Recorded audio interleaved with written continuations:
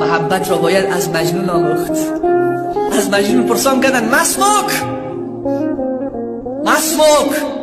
مجنون پرسان کردن نامت چیست؟ گفت انا لیلا، من لیلا هستم. چنان محبت لیلا در قلب مجنون جا گرفته بود که مجنون خود را گم کرده بود.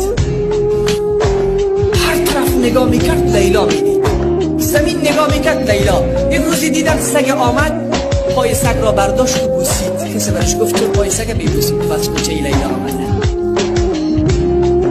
یک روز در پشت دیوار خانه لیلا مجنون به طرف آسمان نگاه میکرد. کسی برش گفت چرا به طرف خانه لیلا نگاه نمیکنی؟ شاید که لیلا را ببینی.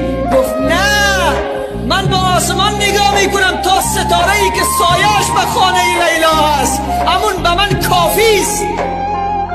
عزیز من، عشق